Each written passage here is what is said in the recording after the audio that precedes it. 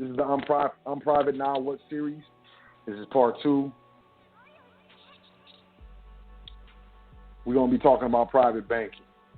Now, essentially, before I get into private banking, I want to say that I'm not a lawyer. I'm not an attorney. I don't give legal advice. If you're looking for legal advice or tax advice or something, you gotta find one who gives such advice. I don't give legal advice.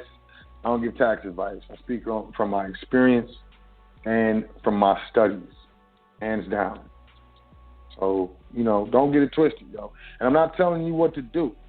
I'm telling you what I know, and I'm telling you what I do. You make your own choices. I know a lot of y'all respect me, and you feel like, well, if Sot does it, I want to do what Sot does. That's not necessarily true, especially when you're talking about a private estate. Because every family is different, and individuals in every family is different. So with that being said, I'm private. Now what? Part 2, private banking. What is private banking? Ultimately, private banking is how do I say this luxuriously? Private banking is the function of a family that has an estate established and a certain amount of wealth established to where they don't receive or apply for loans outside of their estate. So if a family member needs to buy a house, if a family member wants to buy a car and they don't have all the money, they do not go to a credit union or a brick and mortar bank and, initiate a loan. When it comes to private banking, what happens is essentially the individual of the family approaches the trustees of the family trust or family asset trust or however the structure is and proposes a loan or asks for a loan from the board. And if it's a established, well-run estate, in this instance, what's going to happen is they're going to run that family member through underwriting similar to where a public institution like a credit union or a bank would do their due diligence to see what's your income, what's your debt to income ratio, how much money you're making, how many other responsibilities do you have, what line of work are you in. It's going to be very similar due diligence with regards to issuing or funding a loan that you would see in the public, but it's going to be a lot less stringent. It's going to be more lenient. After all, this is a family member who's coming to ask for a loan, and this is family. Now, when the loan is issued from the family estate to the family member, it is a loan. The family member signs a contract. The family member must pay back the loan with interest. Now, the interest is going to be lower than any other credit union or bank. Why? Because this is a family. That's why, and because we can. But please understand, and I want you to listen very carefully to me. You pay these banks and these credit unions interest, these credit cards interest, your whole life. You get your estate set up properly. If you don't implement interest on the loans from the estate, then you are not only ridiculously uninformed and ignorant, but you're not properly administering the estate. Anybody in your estate who's not willing to pay interest on the loan that is given from the estate and expects some sort of special treatment, non-interest loan, is attempting to take advantage of the family wealth. Does not respect the family wealth and will pay interest to non-family entities, but when it comes to family, isn't interested in paying interest. Y'all need to pay attention to that. And you need to pay attention to that mind state in your own mind, in your own head. There's no free lunches just because you're part of an estate. And any wealthy family or any trustees in the office of the family estate understands this.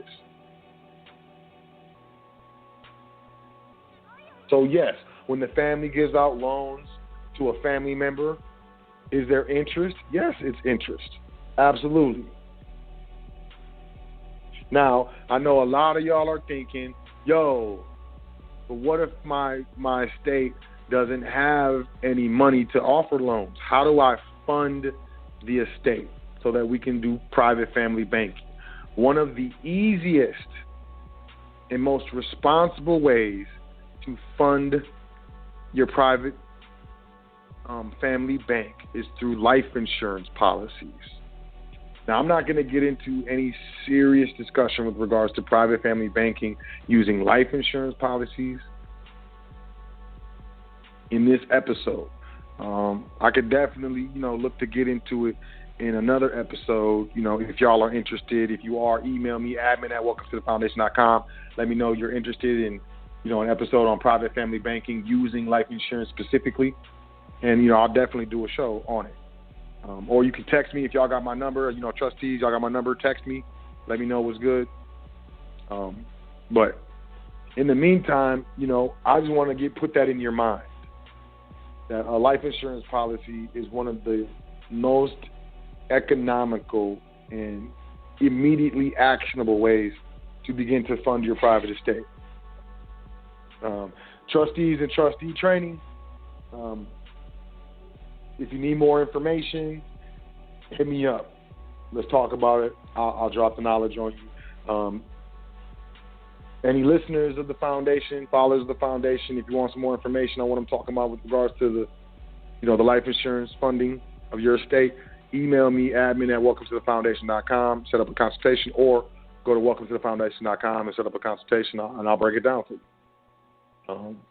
It's not anything that's going to pop off quickly. When you're building an estate, when you're building wealth, it is a time game. It's a waiting game. It's a patience game. It's a consistency and dedication game. Make proper investments, sit on those proper investments, and then when the time comes, you cash those investments out and go into other investments and continue to grow the wealth. So private banking, basically, you want a car, you want a house, you go to the estate, take out a loan. The interest on that loan is going to be income to the estate. So, that's very important to establish that from the jump, any loan that you receive from your private estate or trustees, any loan that you fund from the private estate must be on an interest schedule. Now, if the family member defaults on the loan, can't make the payments, it's going to be a lot more simple of a situation to modify the loan. Maybe there's not going to be any type of late penalties. It's up to you within your estate on how you want to structure your private bank. But, I know, I tell y'all when it comes to proper expensing of the estate, a lot of times we're going to get our hands on, different types of assets. One of the main savings assets that we partake in is gold and silver. It's not necessary for the estate to have technically cash to fund the loan. There's things that can be done with other assets that can be converted to cash to fund the loan. But, you got to start thinking like a banker. And ultimately, and I'm going to drop this jewel real quick. Bankers, I'm not funding a loan unless I can collateralize 150% of the loan that is being funded, which means if you come to me for a $70,000 loan, I want to be able to collateralize $95,000 worth of profit. which means I want to be able to, get some sort of mortgage or sort of lien and contract to have interest in $95,000 worth of property or assets or whatever. And if I can do that, I will definitely fund the $70,000 loan. But that's just how I operate, the banking, the private banking arm of my estate.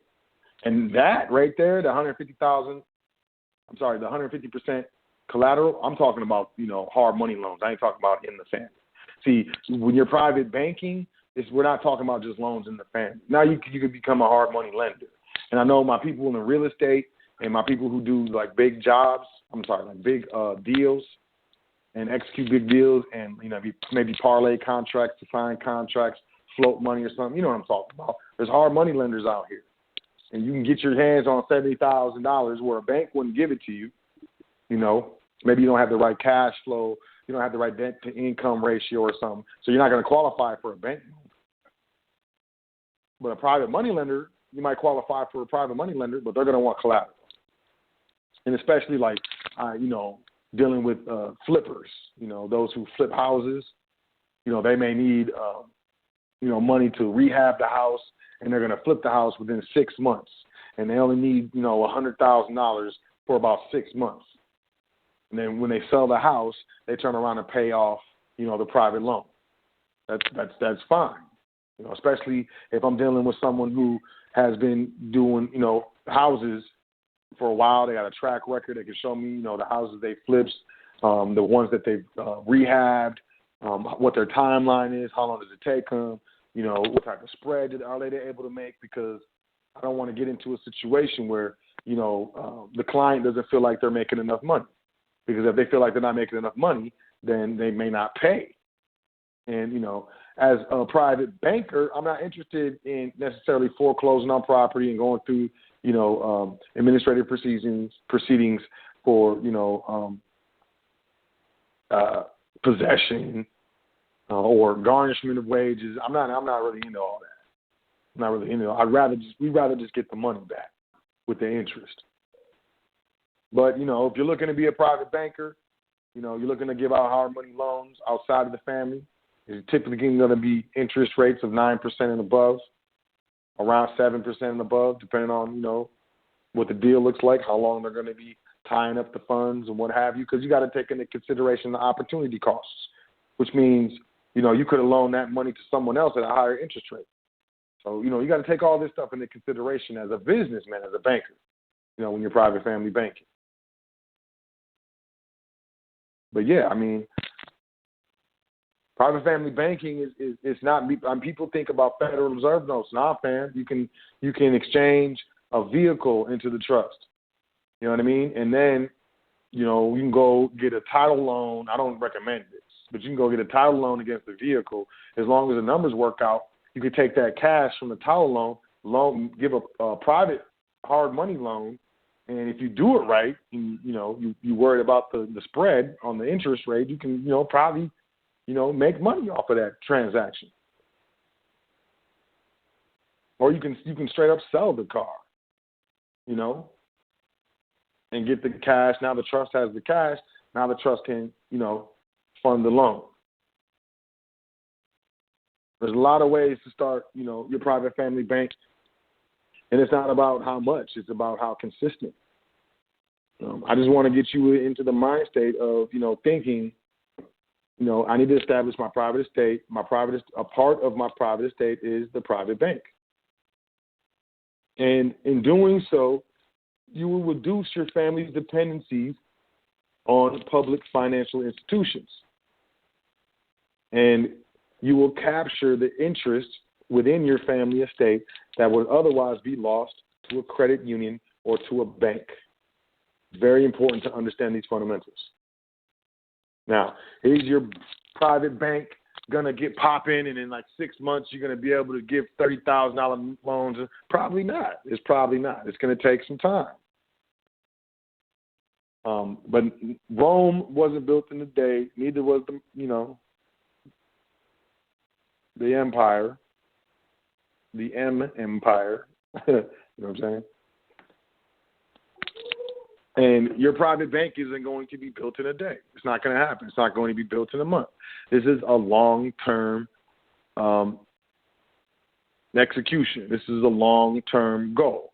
This is something that's going to take time to build up. So this is something that you're going to do and think about and prioritize on top of your priority of bringing income into the estate, on top of your priority of properly administering the estate, on top of your priority of substantiating all the moves of the trust, maintaining the proper minutes, maintaining the proper contracts, maintaining the proper arm's length distance.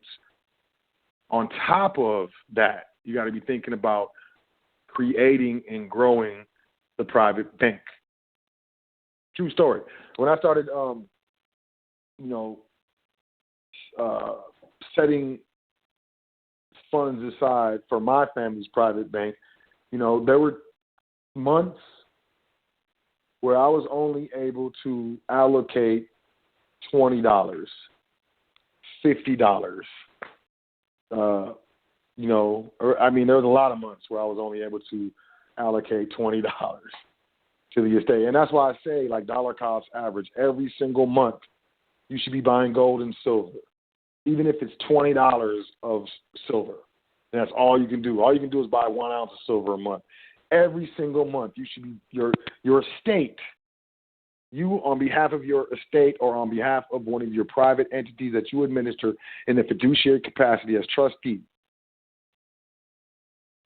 should be acquiring precious metals regularly. There were some months where I was only able to do $20. Now, I'm not saying I took a $20 bill and threw it in a safe or threw it in a shoebox. That's not how I did it. I took a $20 bill and exchanged it for silver or whatever amount of gold I can get at the time. That's what I did. That's how I established the private bank. Now it's to the point where I can't even keep that stuff in the house. Like, I got to keep it, outside the house because it, as being consistent, paid off. And no matter what you're doing, whether you're going to school or you're walking to work or digging a hole, eventually you're going to get to the finish. And we got to move ourselves away from this immediate gratification addiction that we have and start thinking long-term and for the future and for future generations. But establishing your private family bank is imperative. Imperative. I knew before I bought my first property, I lived in an apartment building, and there was this dude who owned the property, and this dude was like my age, man, like late 20s or whatever, mid-20s or whatever. He was my age, and he bought this like fourplex, man. He bought a fourplex straight up, and he was a trust bank, and he told me, I don't know what I don't know if I had some gold or, whatever, if we were talking about it or whatever, but he opened up to me and told me, he was a Jew, he opened up to me and told me, it's cool, it's fine. I'm just saying, like, they keep their family together. They don't play, man. We can take a lot of, notes from how Jews help each other out and stick together and stuff. But he told me, he was like, my dad would just buy gold. My dad had a lot of gold. He left me a lot of gold. And he left him a lot of money in trust. My man just bought a bill. He bought a fourplex, lived in one, slummed out. I mean, dude was grungy. Didn't have a job. I mean, he did what he wanted to. And his dad set him up to where he didn't have to be anyone else's slave. And that's your responsibility as a parent. Look, we got 30 seconds left in the live broadcast. If you want to continue with the show, we will stream. You got to call in 424-222-5250. It looks like the switchboard is good. So, go ahead and call in, y'all. But, yeah, man, his dad left him a bunch of gold and a bunch of money in trust. And this dude had a trustee, and I ended up being friends with the trustee. My man was from Jamaica. He was really cool. He had a lot of knowledge and stuff like that. But, like, they weren't trying to teach me nothing about the trust stuff. You know what I'm saying? But that stuff was coming up. Ever since that dude in the south of France told me about it. You know what I'm saying?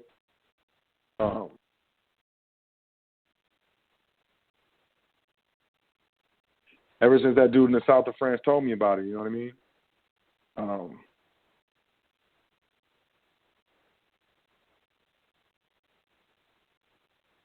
I was really, really interested in trust, and then I kept coming into contact with people who were familiar with trust. So, I mean, and it was very interesting to me, man. The law of attraction is real. Mentalism is real. But yeah, I mean, he was like, yeah, my dad just bought gold and stuff, and I've always been into gold and buying gold and stuff. I just never knew why, and I feel like it was my ancestors or something, probably my grandmother, probably. You know what I'm saying? Because she was the matriarch of our family, and I had this like instinctual just compulsion to grab, gold and silver and stuff. I used to put ads on Craigslist, being like, I'll give you more money than the pawn shop, and like buy people's old gold rings and chains and broken silver trinkets. I didn't care, man. I had so much, and then I ended up like giving it to this dealer for the melt value of the silver, and then he exchanging it into bars and rounds, like coins and stuff. It's all money to me. You know what I mean? And of course, our people, we always have intrinsically, been inclined to gold. Like my dad got a gold tooth, my grandmother had a gold tooth, gold rings, gold chains. Mr. T is an iconic figure from our culture. He had, all the gold on him. We know what we haven't forgotten in our subconscious, in our DNA, our connection to gold. We haven't forgotten that stuff. I haven't forgotten it.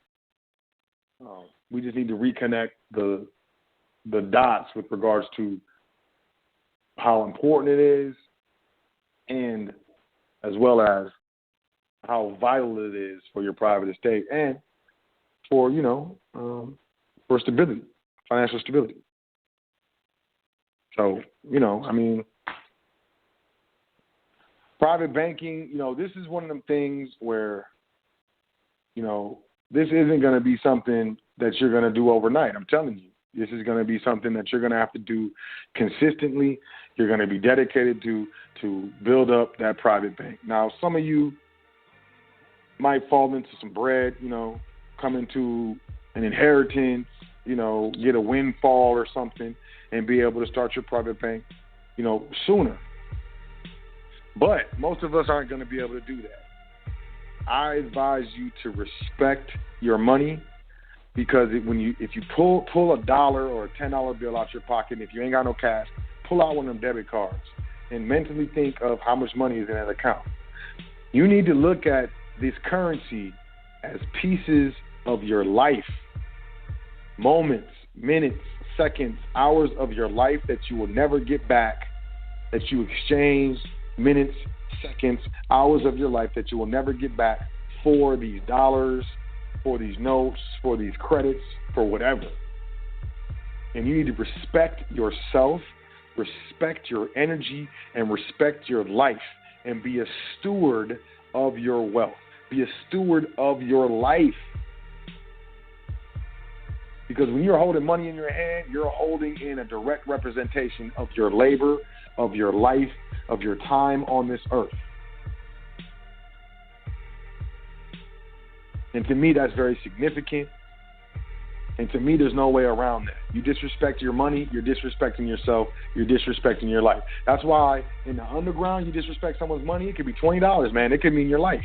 Because people at that level understand what they do and the sacrifices they make and the potential trouble that they could get in, if they get popped off by, police or law enforcement or something like that. This is not a game. You shouldn't play with your money, and you shouldn't let anyone play with your money. Now, we understand that the love of money is the root of all evil. I do not love money. I love my family, so I acquire wealth so I can show love to my family, provide for my family, and secure my family's future. And I feel like I have things in perspective. I still have a lot of work to do, mentally, psychologically, emotionally, on myself. But I feel like when it comes to the logistics of family being business, private banking, and understanding what exactly these notes represent, I feel like I have a pretty good, understanding and overstanding and, concept. And I'm attempting to pass that concept on to you. You sit in a chair for hours a day. You're doing manual labor for hours a day. You're unclogging drains. You're serving people who look down upon you for these Federal Reserve notes, and we don't respect them. You know what I'm saying? There's only one city in this United States that I've been to where I haven't found pennies, nickels, and dimes on the ground in the street, and that was San Francisco. Because it's a penny, because it's such a small increment, we don't respect it, we throw it on the ground, whatever. Those things add up, just like those minutes and hours added up to your 2-week paycheck that was enough for you to take care of your family and all your bills. So we need to be stewards of our families. We need to be stewards of our estates. And as important, we need to be stewards of our wealth. And establishing, growing, administering, and protecting your private bank within your private estate should be one of the most important tasks you undertake as a trustee.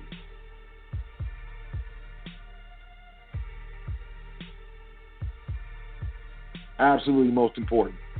It directly correlates to not only your quality of life, but the quality of life of your future generations. This is how you live forever. You instill your beliefs, your traits, your positive characteristics, and knowledge into your children, and ensure that they have a solid foundation to stand and sit upon, and your ideas, your loves, your passions, if you do it right, will live forever.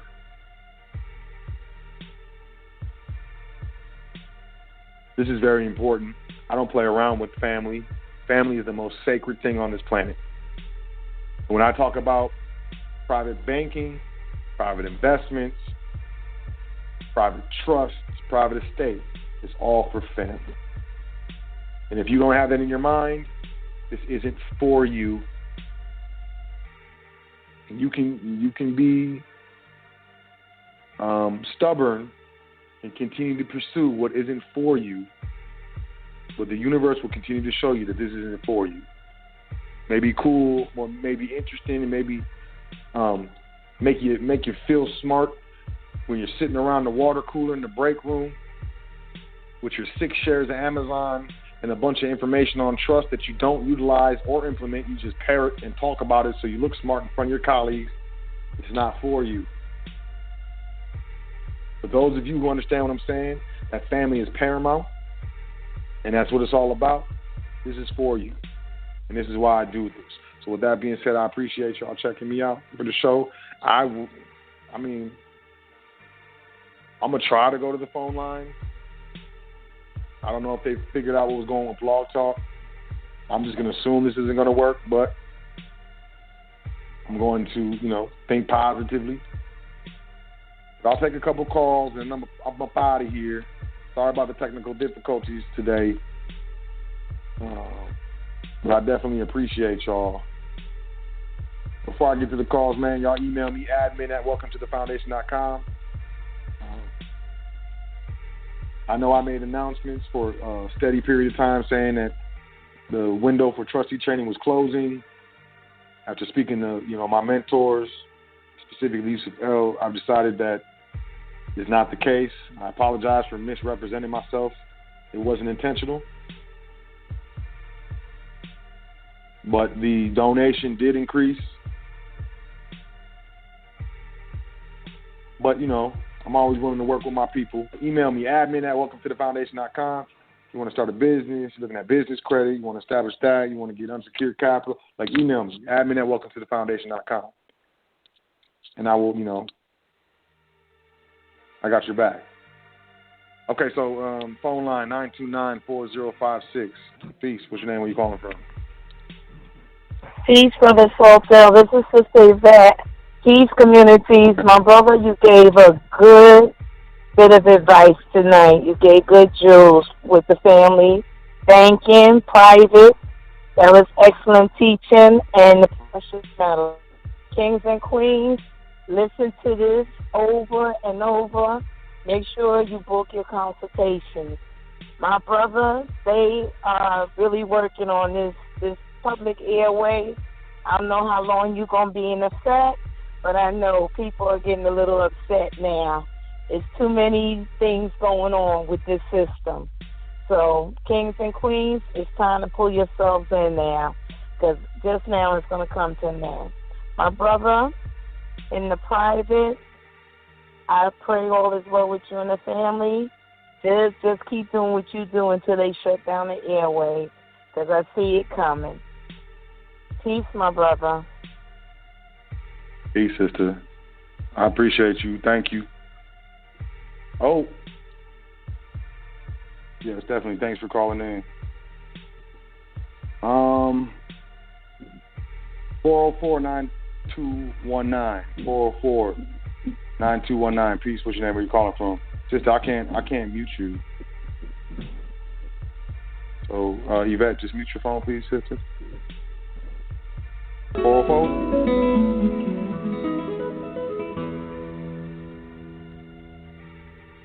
Oh, wow. All right, yeah. Blog Talk, yeah, it is what it is, y'all. So, I don't even know what to say. Oh. What? Wow. I don't even know what to say. I can't even. Yeah. So, I got to end the show. I'm sorry, y'all. Hopefully this is better next week. I trust it will be. Get the kinks out. Y'all heard the sister, though, man. Stuff's getting weird. It really is. Y'all pay attention, man. Like the Wu-Tang used to say, protect your neck. It's real out here, though, man. This is the illest game known to man right now. And we soldiers in the war of the worlds. And the war is for your mind. And 3/5 of a man was mind, body, and soul.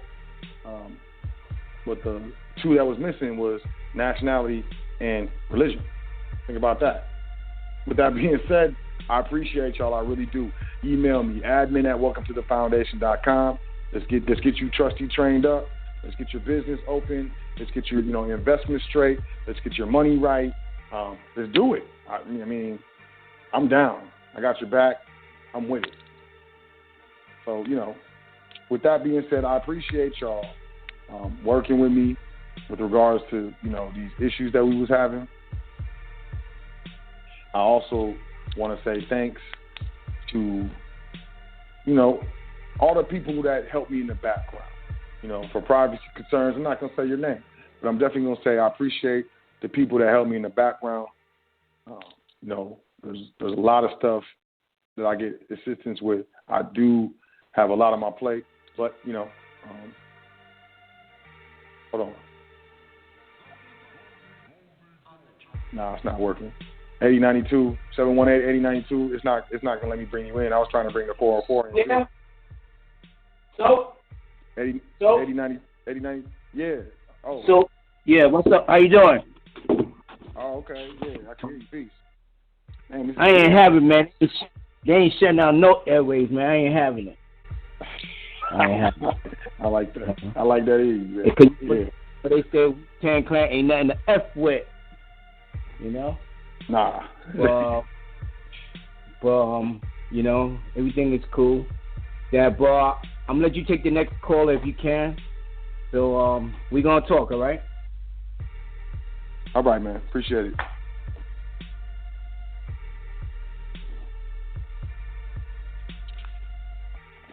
All right, yeah, so I'm up out of here. Appreciate y'all. Man, callers are dropping off. Yeah, appreciate y'all, man. I'm kind of distracted, man. This thing is tripping me out. So I'm just we done. I'm done for the night.